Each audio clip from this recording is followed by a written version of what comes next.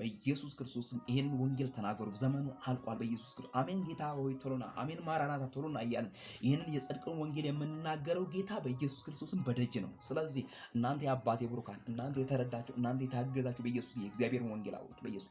ምክንያቱም ዘመኑ አልቋል። ዛሬ ይሄንን መልእክት ነው ይዤ የመጣሁት በማህበራዊ ምክንያቱም ይሄ ማህበራዊ ሚዲያ ብዙ ሰው ነው የሚተላለፍበትን የሚያየው። ምክንያቱም አሁን ሰው ከድካሙ የሚበረታው ማህበራዊ ሚዲያ ላይ ገብቶ እንጂ ጸልዮ አይደለም በኢየሱስ። አሁን ሰው ሁሉ የጸሎት ጉልበት ከላዩ ላይ ልቋል። አሁን ሰው ሁሉ የስብከት የዝማሬ መንፈስ ከላዩ ላይ እርቋል።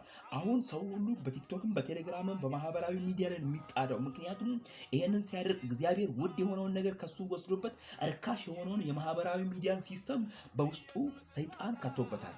አየህ የእግዚአብሔር ውድና የሆነውን ነገር ቶ የሰይጣንን ርካሽ የሆነ ነገር ወስዷል። ነገር ግን በዚሁ መሃል ውስጥ እኛ ደግሞ በማህበራዊ ሚዲያ ላይ ወንጌልን እንናገራለን። እንዲህ እንላለን፣ መዳን በሌላ በማንም የለም እንድንበት ዘንድ ከሰማይ በታች የተሰጠን ስም ኢየሱስም የልጁም የኢየሱስ ክርስቶስ ስም ከኃጢአት ሁሉ ያድናል፣ የልጁ የኢየሱስ ክርስቶስ ደም ከኃጢአት ሁሉ ያነጻል እያለን ይህን ወንጌል እንናገራለን። ስለዚህ በማህበራዊ ሚዲያ ላይ የእግዚአብሔርን ምሕረት፣ በማህበራዊ ሚዲያ ላይ የእግዚአብሔርን ቸርነት፣ በማህበራዊ ሚዲያ ላይ የእግዚአብሔርን በጎነት፣ በማህበራዊ ሚዲያ ላይ የእግዚአብሔርን ኃያልነት በማህበራዊ ሚዲያ ላይ እንናገራለን። እናንተ የአባቴ ብሩካን ጌታ ይረዳችሁ፣ ጌታ ያገዛችሁ፣ አቅም ይሆነላችሁ በኢየሱስ ክርስቶስ ወንጌልን ተናገሩ። አየህ ተመለሱ፣ እግዚአብሔር አምላክ ተመለሱ ይላችኋል። ምክንያቱም እግዚአብሔር አምላክ በዘመናት መካከል ሰው እንዳለው ትናንትና ነግሬያችኋለሁ፣ ዛሬም እደግመዋለሁ። ምክንያቱም በዚያ ዘመን እግዚአብሔር አምላክ ሰው ነበረው። አየህ ኤልያስ ከኤልዛቤል ዛቻ ፈርቶ ጥግ በያዘበት ዘመን እግዚአብሔር አምላክ አለው እያለ ለበዓል ነቢያት ያልሰገዱ አሉ እያለ ሰው ነበር።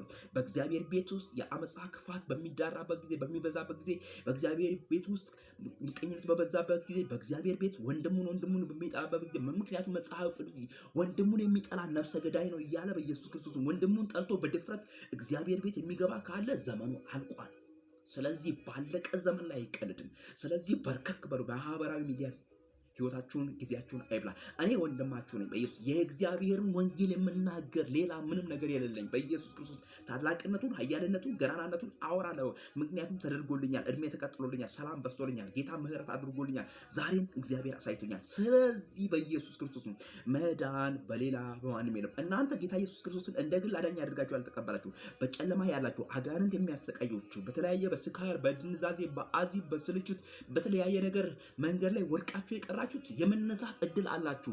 ወደ ጌታ ተመለሱ። ህይወታችሁን ሰይጣን እንዳይቀጥፈው፣ ህይወታችሁን የአመፃ ልጅ እንዳይበላው ይህንን የምስራች ቃል እናገራለሁ። አምላኬ እንደ ባለጠግነቱ በክብር በክርስቶስ ኢየሱስ የሚያስፈልጋችሁን ሁሉ ይሙላባችሁ። ዘመኑ አልቋል።